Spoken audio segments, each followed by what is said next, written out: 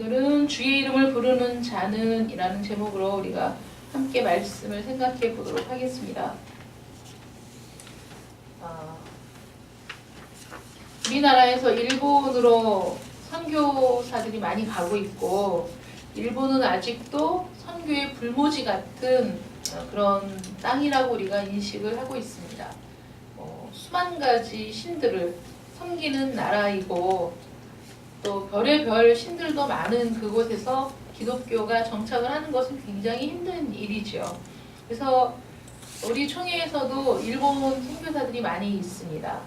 그런데 우리가 일본 같은 경우에는 전체 국민의 1% 정도가 그 기독교인이라고 알고 있는데, 그거밖에 안 되니까 거기는 우상의 나라고, 거기는 정말 선교의 불모지고 우리가 개척해야 될 곳이고 라고 생각을 하는데, 그 1%의 그 기독교인들이 얼마나 막강한가에 대해서는 우리가 생각을 못하고 있는 것이죠.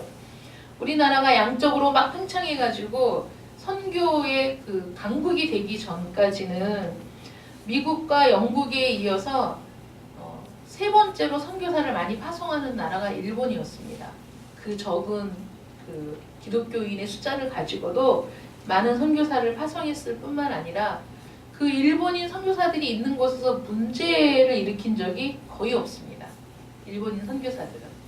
요즘에 TV를 통해서 우리나라 선교사들이 선교하고 있는 나라에서 문제를 일으키고 무리를 일으키고 그곳에 사법 당국에 체포되고 이런 뉴스들을 볼 때 우리가 얼마나 가슴을 쓸어내리고 저런 일이 있으면 안 되는데 하고 얼마나 안타까운 심정입니까? 그런데 일본인 선교사들은 그런 문제를 일으킨 적이 거의 보고된 적이 거의 없습니다. 그 일본 그리스도인들 가운데 세계적인 신학자 우찌무라 간조라는 아주 세계적인 신학자가 배출되었고, 세계적인 자선사업가 가가와 도요히코가 배출되었고, 세계적인 작가 미우라 아야코가 배출되었습니다. 몇 퍼센트인가가 중요한 것이 아니라 그 몇 퍼센트의 기독교인이 어떤 그리스도인들인가, 어느 정도 신실한 자들인가가 더 중요한 거 아니겠습니까? 우리나라는 25%가 그리스도인, 기독교인이라고 얘기하는데 25%라는 기독교인을 가지고 있지만 세상이 변화되지 않고 사회가 변화되지 않고 여전히 교회가 세속적인 물결에 휩쓰여가지고 온갖 분쟁의 소용돌이에 빠지게 되는 그런 일들을 바라보면 얼마나 안타까운지 모릅니다. 교회가 건물이나 제도가 아니라 주님을 믿고 따르는 사람들의 모임이 교회다. 우리가 그렇게 알고 있습니다. 그러면 좋은 교회는 좋은 건물, 좋은 제도가 아니라 바른 믿음을 지닌 교인들이 모여있는 곳이 좋은 교회인 것이죠. 그게 아름다운 교회입니다. 그렇다면 교인 수는 적지만 정말 순결한 심령으로 신실하게 주님을 쫓아 사는 그리스도인들로 모인 교회가 좋은 교회입니까? 아니면 발디딜 틈 없이 그냥 많은 사람들로 꽉 차 있어서 서로가 서로를 알아보지 못하는, 저 사람이 우리 교회 성도인지조차도 알지 못하는 그런 교회이지만은, 그러나 세상과 전혀 구별되지 않는, 그리고 세속적인 다툼이 교회 안까지 들어와서 교회가 늘 분쟁에 시달리는 그런 교회가 좋은 교회이겠습니까? 물론 그런 많은 성도가 있으면서도 신실한 바른 믿음의 교회들도 있지만은, 우리가 좋은 교회가 어떤 교회이냐라는 그 척도는 많은 사람들이 모이는 곳이냐가 중요한 것이 아니라 그 모이는 사람들이 참된 그리스도인의 모임이냐, 정말 바른 신앙을 가진 그 사람들의 모임이냐가 더 중요하다는 겁니다. 그런데도 불구하고 좋은 교회가 어떤 교회인지, 또 그리스도인은 어떠해야 되는지를 우리가 알고 있으면서도 여전히 그 세속화된 그런 모습들이 많이 발견되고 있는 이유가 무엇일까요? 얼마 전에도 한번 말씀을 드렸지만, 영국에서 와서 공부하는 그 청년이 교회에 가서, 우리나라 교회에 가서 보고 느낀 것이 그런 거라는 거예요. 세상과 교회 안이 똑같다. 영국 같은 경우에는 지금 많은 교회들이 문을 닫고 있어요. 청년 청년들은 많이 빠져나갔고 지금 교회는 엄청 예배당은 큰데 거의 노인네들만 몇 명 모여있는 그런 교회들이 아주 많습니다. 그래서 영국이 기독교의 그 쇠퇴가 시작돼서 이제 기독교가 이러다는 자취를 감추는 게 아니냐. 그래서 우리나라에서 영국으로도 선교사를 보내고 있거든요. 근데 그 영국에서 온 청년이 우리나라에 왔을 때 그 청년이 하는 말이 자기네 나라는 기독교 인구가 감소하고 있고 지금 교회가 문을 닫고 있는 그런 가슴 아픈 그 현실이 맞는 말이지만은 그러나 그 모이는 사람들은 예배를 드리기 위해 주일에 교회에 나오는 그 사람들은 참된 믿음을 갖고 있는 사람들이다. 그런데 한국에 와서 놀란 거는 교회가 엄청 크고 교회 가니까 성도는 엄청 많은데 그 청년들이 예배를 드리고 그 세상에 나가서는 전혀 그리스도인답지 않은 술집에 가고 혼전 섹스를 아무렇지도 않게 생각하고 그렇게 방탕하게 살다가도 교회 가면 그 청년들은 교회에 와서 열심히 예배를 드리고 있는 모습을 보고 이 청년이 깜짝 놀랐다는 거예요. 어떻게 교회가 세상과 똑같을 수 있는가? 그것 때문에 깜짝 놀랐다. 그러니까 우리나라 교회 현실이 그렇다는 거잖아요. 그러니까 교회에 오기는 하는데 찬양도 열정적으로 하는데 말씀을 들으면서 눈물도 흘리는 것 같은데 삶은 변화되지 않는 세속적인 삶을 그대로 그러다 보니까 교회에 올 때 많은 사람들이 마음의 두려움을 가지고 야, 교회 가야 되는데 내가 한 주일도 얼마나 죄악 가운데 살았는지 하나님 앞에 가기가 부끄럽다 이런 마음으로 오는 게 아니라 교회나 세상이나 뭐 똑같은 마음으로 그러면 모임을 위한 것이 교회냐? 그게 아니라는 것이죠. 2000년 전에 오순절 날에 성령께서 제자들에게 임하셨을 때 그들은 많은 사람들이 깜짝 놀랄 정도로 완전히 변화된 새로운 모습을 보여주었습니다. 제자들은 제대로 배우지 못한 사람들이었기 때문에 2개 국어, 3개 국어를 할 리가 만무한데 정말 비천한 지역에 가난한 자들이 많이 배우지도 못한 그런 자들이 지금 예루살렘 한복판에서 각국의 언어로 하나님의 큰 일을 말하고 있는 것을 보고 각국에서 온 사람들이 깜짝 놀래가지고 그 모습을 보고 당황해서 어떤 사람들은 야, 저 사람들이 세술에 취했다 라고 조롱할 정도. 왜냐하면 받아들이기 힘든 현실이기 때문에 저 사람들이 이상해진 거 아니야? 세술에 취한 거 아니야? 이렇게 조롱하는 그런 상황에서 베드로가 이제 일어나서 자신들은 지금 술 취한 것이 아니다. 우리에게 일어나는 이 현상이 어떤 것인지에 대해서 이제 설명을 하는 거예요. 오늘날 많은 문제점 중에 하나가 성령의 은사, 성령의 역사를 그 성령의 역사 그 자체, 그 현상 자체에 몰두하고 그 현상을 분석하고 설명하고 그것이 어떤 느낌인지 이게 어떤 건지 이런 것들에 더 집중을 하는데 여러분 이 예루살렘 한복판에서 일어난 이 사건은 전무후무한 일이고 그들도 놀랬고 제자들도 놀랬고 많은 사람들이 정말 깜짝 놀랄 정도의 사건이었어요. 왜냐하면 한 번도 배우지 못한 언어를 구사하고 있고 그 언어로 그들이 하나님의 큰 일을 증거하고 있으니 얼마나 놀라운 일이냐고요. 근데 베드로가 일어나서 야 놀라지 마. 이런 일이 있으리라고 어디에 기록되었다고요? 성경에 기록되어 있다는 거예요. 그러니까 이 현상이 지금 어떤 현상인지 지금 우리가 어떤 기분인지 우리가 지금 막 성령이 확 받아갖고 뭐 몸이 불타는 것 같고 이런 설명을 하는 게 아니라고요. 그런 개인적인 체험이 없다는 게 아니라 있지만 그런 개인적인 체험 자체가 중요한 것이 아니라 왜 이런 일이 일어났는가가 더 중요한 일이라는 거죠. 우리에게 일어난 이 일을 보고 너희들 놀라지 말아라. 이 일은 이미 하나님께서 예언하신 일이다. 성경에 라고 얘기해요. 성경에. 우리에게 나타난 이 모든 일들은 우리에게 일어난 일, 우리가 받은 은사, 우리가 경험한 체험들이 결국은 하나님을 드러내고 그리고 많은 사람들을 하나님께로 인도하기 위한 방편이어야지 이게 은혜의 방편이 되지. 내가 얼마나 신령한 사람인가, 내가 얼마나 사랑을 받은 사람인가에 집중하면 그거는 나를 드러내는 도구가 될 뿐이기 때문에 그렇게 하면 안 된다는 거예요. 왜냐하면 베드로를 보세요. 베드로는 야, 니네 놀라지 마. 이런 일이 있으리라고 이미 하나님이 말씀하셨다는 거죠. 16절 말씀. 이는 곧 선지자 요엘을 통하여 말씀하신 것이니 일러스되 하나님이 말씀하시기를 말세에 내가 내 영을 모든 육체에 부어주리니 너희의 자녀들은 예언할 것이요 너희의 젊은이들은 환상을 보고 너희의 늙은이들은 꿈을 꾸리라. 그때 내가 내 영을 내 남종과 여종들에게 부어주리니 그들이 예언할 것이요. 이미 몇백 년 전에 요엘이라는 선지자를 통해서 마지막 때 일어날 일에 대해서 이렇게 하나님이 분명히 말씀하시지 않았느냐. 말씀을 생각해라. 왜냐하면 이들은 유대인들이니까 늘 말씀을 어려서부터 읽고 자라는 자들이고 말씀에 대한 지식이 있는 사람들이죠. 우리나라에서 이런 얘기하면 그런 일이 있었던가 모르겠는데 이러지만 유대인들은 선지자 요엘을 통해 말씀하신 그러면 그 말씀이 어떤 건지 알고 있단 말이에요. 이렇게 분명히 말씀하시지 않았느냐. 이런 일들이 이루어질 것이라고 이미 하나님이 말씀해 주셨는데 지금 너희가 보고 놀란 이 일은 바로 그것이 이루어진 것이다.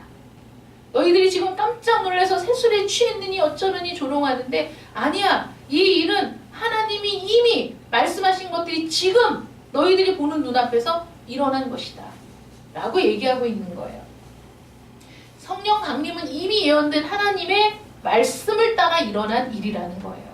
이게 우연히 일어난 일이 아닙니다. 어쩌다 보니까 아주 이게 기도하다 보니까 어떤 무아지경에 빠져갖고 자기들이 만들어낸 것도 아닙니다. 이건 하나님의 말씀을 따라 일어난 이미 예언된 말씀이 성취된 것이라는 것이죠.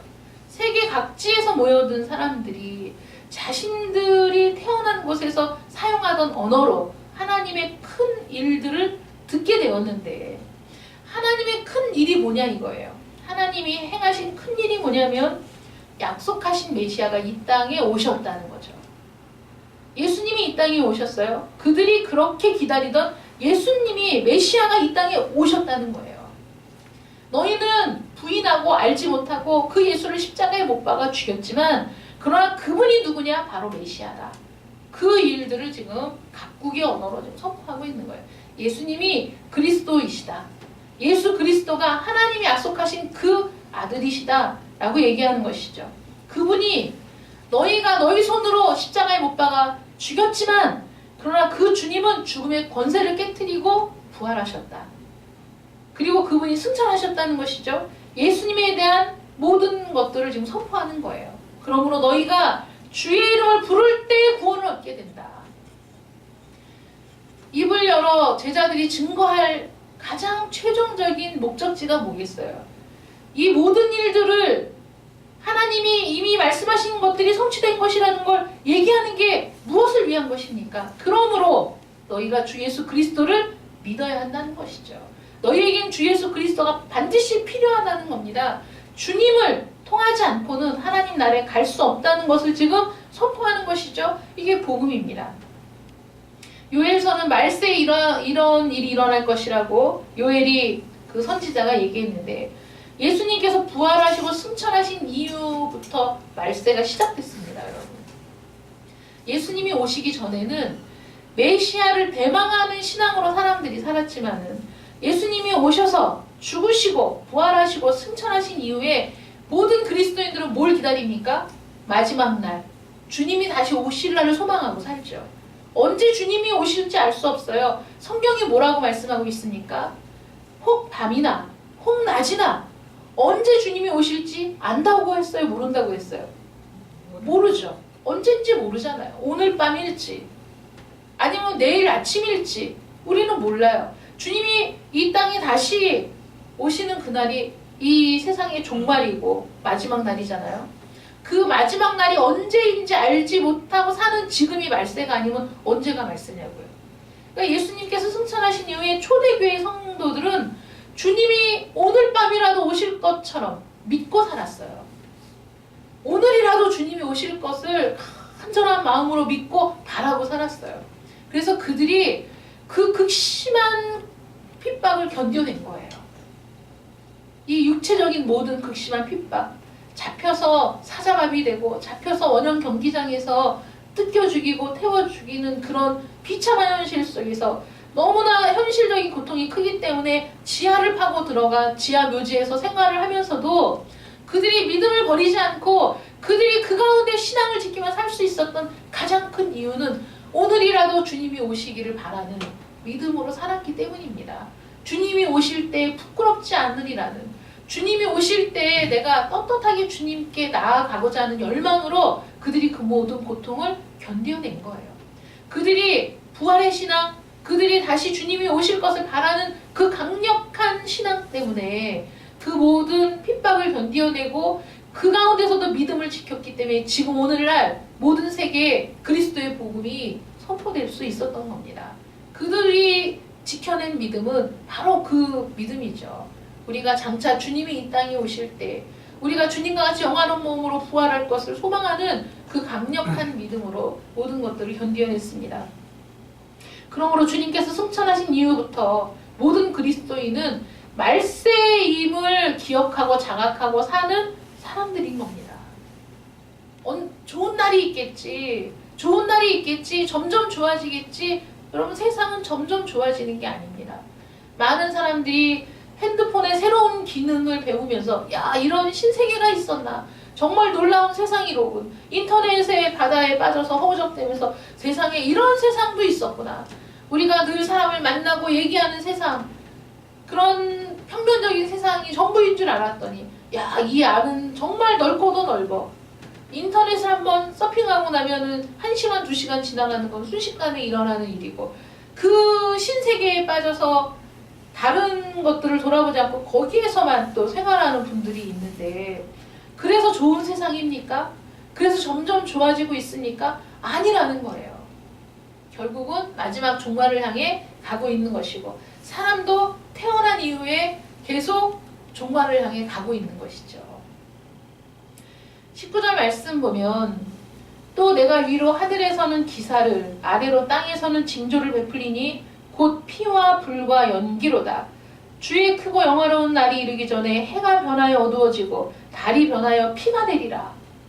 이 말씀은 언제 일어날 말씀입니까? 말세 중에서도 가장 마지막 때 주님이 재림하시기 바로 직전에 이루어질 일인 것이죠. 이 주의 크고 영화로운 날, 주님께서 재림하시는 그 마지막 종말의 날, 그 날이 가까이 왔을 때 하늘에서 징조가 일어난다는 거예요.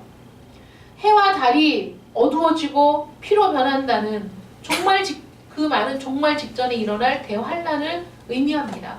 그 환란과 종말이 닥친다고 해도, 그런 상황이 된다고 해도 우리는 어떻게 해야 됩니까?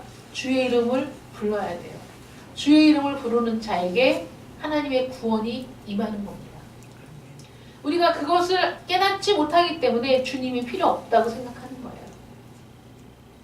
한 사람이 주의 이름을 부르고 구원을 받는다는 것은 그에게 성령이 임하셨다는 확실한 증거이죠. 요엘서의 예언이 바로 이루어졌다라고 베드로가 지금 그 말씀을 들어 설명했을 때 이제 말세는 시작되었고 이제 그 마지막 때 우리에게 부어주실 성령이 임했다는 거예요. 그 성령을 말미암지 않고는 예수를 나의 주라고 부를 수 없다는 거죠. 그래서 이제는 우리가 이 성령을 통해 예수를 나의 주라고 부를 수 있어야 된다는 거예요. 그렇게 주의 이름을 불러야 된다는 거예요. 어떤 부분에서는 야, 주의 이름을 부르는 자는 구원을 얻으리라 이런 말씀이 있는데 또 어떤 성경은 주여 주여 하는 자마다 아버지 나라에 들어올 수 없다 이렇게 또 말씀하시니 아니 왜 성경은 왔다 갔다 해. 여기서는 주의 이름을 부르면 구원받는다더니 여기는 주여 주여 하는 자마다 다 아버지께로 올 수 없다고 하니 도대체 우리는 어느 장단에 춤을 춰야 되는가? 여러분 그게 어떤 의미겠어요? 주의 이름을 부르는 자는 구원을 받습니다. 주의 이름을 어떻게 부르느냐가 중요한 거죠. 그렇죠?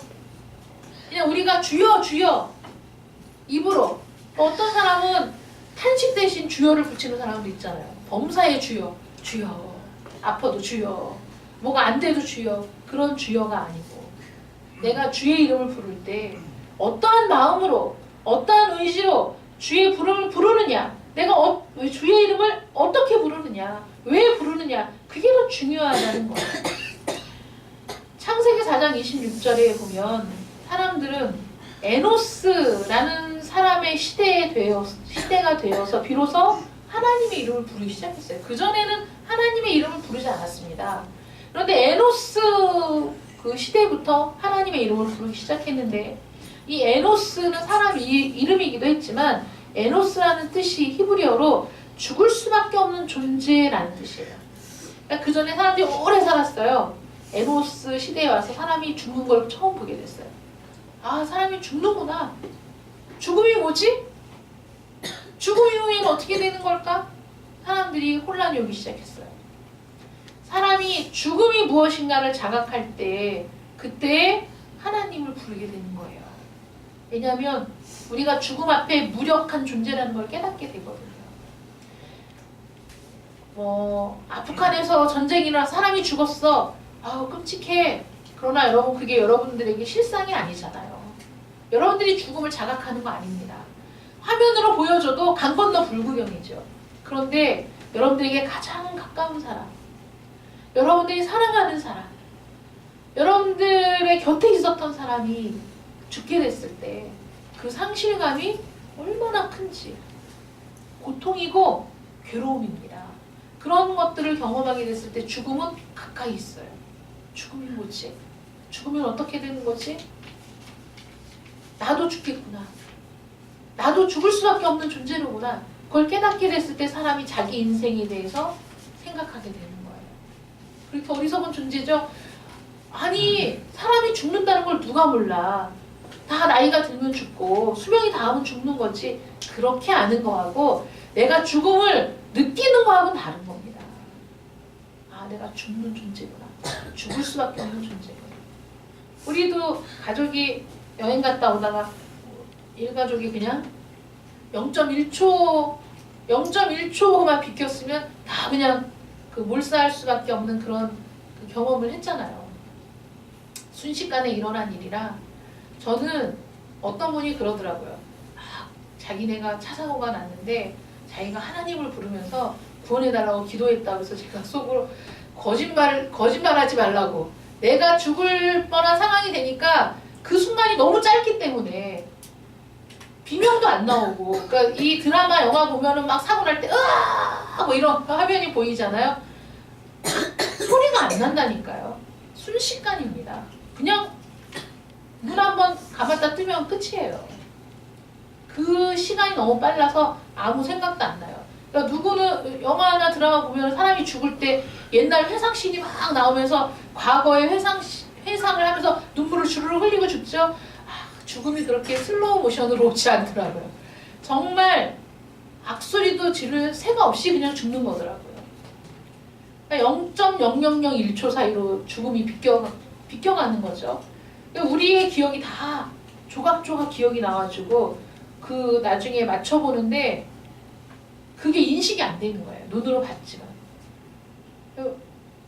장로님은 또 장로님대로 운전을 했기 때문에 어떤지 모르지만 제가 경험한 건 그렇다 이거예요. 그래서 이게 외벽으로 갔다가 다시 돌아서 그 서해안 고속도로에서 유턴해가 이렇게 돌아가지고 저쪽에서 달려오는 차하고 우리 차가 마주보게 됐는데 저 앞에서 차가 비상등을 켜고 기다리고 있더라고요. 우리 차를 보고. 그래서 간신히 이쪽으로 이제 나왔는데 그 상황에서 너무 정신이 멍해갖고 아무 생각도 안 나는 거예요. 나중에 생각해보니까 우리 차가 삥그르르 도는 찰나에 고속버스가 지나갔거든. 고속버스가 지나가고 우리가 이렇게 갔으니까 정말 0.1초만 타이밍만 맞았어도 그냥 그 고속버스도 빵 소리도 못 냈다니까요. 경적도 못 울렸다니까. 너무 순식간이라 그냥 지나가 버렸어요. 그 운전사하고 탄 사람들도 얼마나 가슴을 쓸어내렸겠어요. 우리는 그게 어떤 위험인지 감지조차 안 됐어요. 마지막 순간이 그렇다고요. 그냥 순식간에 가는 거라고요. 근데 그 사건을 겪고 나서 가장 먼저 든 생각이 뭔지 아세요? 나는 구원을 받았어. 확신이 있어. 또 장모님도 당연히 구원 받았을 거야. 우리 딸, 야, 너 구원에 확신 있니? 구원 받았니? 이게 가장 중요한 문제더라고. 구원 받았니? 구원에 확신 있니? 정말 순식간에 가면 그 다음엔 되돌릴 수 있는 게 아무것도 없어요. 뭘로 되돌릴 수 있어요? 끝이에요, 그냥. 그래서 그냥 바로 사람의 한 번 죽는 것은 사람에게 정하신 것이요 그 후에는 심판이 있으리니 그 심판대 앞에서 뭐 말할 수 있는 게 아무것도 없는 거죠. 주님이 나의 대변자가 돼주시지 않는, 주님을 나의 구원자로 영접하지 않은 모든 사람은 그냥 지옥으로 가는 거잖아요. 그러니까 그냥 가장 두려운 게 그거였어요. 너 구원의 확신이 있니? 너 지금 죽어도 하나님 나라에 갈 수 있니? 그거를 물어봤어요. 그렇다고 하더라고요. 얼마나 감사한지. 그래서 우리가 오면서 찬양을 하면서 왔잖아요. 무슨 찬양이었죠? 내 평생에 가는 길 순탄하여, 그 찬양, 내 영혼 평안해. 여러분, 구원의 확신을 우리가 다시 한번 확인한 이후에 그 평안, 언제 죽어도 나는 아무 상관이 없어. 그러니까 그 폭풍을 딱 경험하고 나서 딱 다시 운전하면서 서울까지 오면서 내 영혼 평안해. 내 영혼 평안해. 주님이 함께 하시면 어떤 상황에서도 평안하다는 것을 다시 한번 깨닫고 왔거든요. 주의 이름을 부르는 자는 어떻게 주의 이름을 불러야 됩니까? 그냥 무심코 무의식적으로 주여 주여를 하는 게 아니라 아무 믿음 없이 아무런 확신 없이 그냥 습관처럼 부르는 주여 주여가 아니라 내 마음에 그런 구원의 확신, 예수님을 나의 구원자로 마음속 영접한 사람이 내 온 중심을 다해 생명의 근원이신 하나님의 이름을 부를 때 그 주의 이름을 부르는 자는 구원을 받는다는 것이죠. 그래서 우리가 죽을 수밖에 없는 존재라는 것을 내가 하나님 앞에 고백하는 사람마다 내 힘으로는 도저히 내 자신을 구해낼 수 있는 능력이 없다는 본질적인 죄인임을 깨닫는 자들마다 예수 그리스도가 필요한 거죠. 그러니까 주님이 없으면 안 된다는 거죠. 그런 간절, 난 주님 없이는 안 됩니다. 주님이 없으면 안 돼요. 주님이 나와 함께 계셔야 됩니다. 주님은 나의 구원자이십니다. 주님을 통해 내가 생명을 얻습니다. 그런 고백이 날마다 우리 안에 있을 때 그 믿음을 가지고 주의 이름을 부르는 자들, 그들에게 하나님의 구원이 있다는 것을 믿으시기 바랍니다. 어떻게 부르냐가 중요한 거죠. 하나님이 세상을 이처럼 사랑하사 독생자를 주셨으니 이는 그를 믿는 자마다 멸망하지 않고 영생을 얻게 하려 하심이라. 하나님이 세상을 이처럼 사랑하사, 어떻게 사랑하셨습니까? 당신의 독생하신 아들 예수 그리스도를 이 땅에 보내시고 십자가에 달려 죽게 하시기까지 사랑하셨다는 거죠. 이처럼 사랑하사 독생자를 주셨어요. 그러니 그 독생하신 아들 예수 그리스도를 믿는 자마다 멸망하지 않습니다. 영생을 얻습니다. 왜냐하면 하나님이 우리에게 주신 유일한 산 길이기 때문이죠. 많은 사람들이 멸망으로 내달리는 이 상황 속에서 우리 주님이 이 땅에 오실 날을 바라보는 자들은 어떤 자들입니까? 내가 바로 그 새롭고 산 길에 들어서서 이제 그 길을 가는 사람이라는 확신이 있을 때 우리는 날마다 주의 이름을 부를 수 있습니다. 그러므로 누구든지 주의 이름을 부르는 자는 구원을 얻으리라. 이 말씀은 복음 중에 복음입니다. 그래서 베드로가 지금 일어나서 야 우리는 세수를 취하는 게 아니야. 이 일은 이미 몇백 년 전에 요엘이라는 선지자를 통해서 하나님이 말씀하신 그 일이 바로 이 순간에 이루어진 것이다. 너희들이 보고 깨달으며 복이 있는 거죠. 너희들이 이것을 하시고 세수에 취했다라고 조롱하는 것이 아니라 하나님의 크고 놀라운 일을 듣고 정말 하나님이 약속하신 일들이 이루어졌음을 눈으로 봤을 때 하나님이 내 영을 부어주겠다는, 그래서 내 남종과 여종에게 부어줘서 그들이 예언을 하겠다는 그 말씀이 지금 일어났음을 너희들이 확인할 수 있을 때 너희들 손으로 죽인 그 예수 그리스도가 하나님이 우리를 위해 보내주신 메시아이심을 너희가 깨닫지 않을 수가 없지 않냐. 너희가 믿지 않을 수가 없는 거 아니겠느냐. 그러므로 우리 지금 일어난 이 현실, 야 어떻게 배우지도 않은 말로 외국어로 방언을 하고 저렇게 할 수 있느냐, 그 현상에 집착하지 말라는 거죠. 그 현상이 중요한 게 아니라 이 일이 왜 이루어졌느냐, 바로 이 일을 통해 이 일을 보는 너희들을 구원하시고자 하는 하나님의 은혜라는 것이죠. 그러니 이 현상을 보고 내 말을 듣고 회개하고 주 예수 그리스도를 믿을 때 너희에게 하나님의 구원이 임할 것이라는 강력한 복음의 선포가 이 순간에 이루어진 것입니다. 우리의 삶으로 주님의 이름을 부르고 우리가 믿음으로 주님의 이름을 부르며 살아갈 때 이 세상을 새롭게 하는 참된 성도, 참된 교회가 될 줄 믿으시기 바랍니다. 어떤 놀라운 일들로 이 세상에 여러분들을 내보내시는 것이 아니라 오직 그리스도의 복음이야말로 가장 놀라운 사건이고 가장 획기적인 사건이며 가장 강력한 무기가 되는 그런 사건이라는 것을 여러분들이 믿으셔야 돼요. 그래서 예수의 이름을 가지고 예수의 이름을 증거할 때 여러분들의 삶 속에서 여러분들의 가정과 일터 속에서 복음이 선포되고 확산되는 놀라운 역사가 있을 줄 믿습니다. 주의 이름을 부르는 여러분들, 성령의 도우심 속에서 날마다 주의 이름을 부름으로 말미암아 주님의 생명과 인격이 드러나는 참된 성도가 되시기를 축원합니다. 기도하겠습니다. 사랑의 하나님 감사합니다.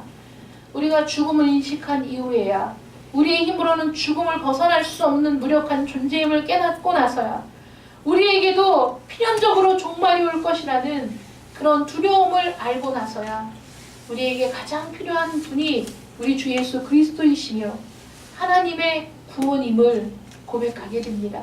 오늘도 저희들 부족하고 부족한 심령 속에 하나님의 은혜와 도우심을 구하며 우리의 연약함을 고백합니다.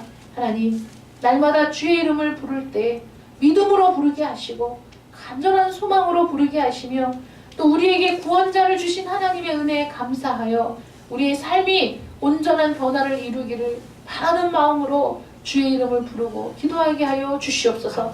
우리 오직 예수 교회가 그러한 성도 한 사람 한 사람이 모여 정말 참되고 바른 교회가 되게 하여 주시옵시고 우리 오직 예수 교회를 통해 변화의 물결이 또 새로운 삶의 물결이 일어날 수 있도록 하나님 역사하여 주시옵소서.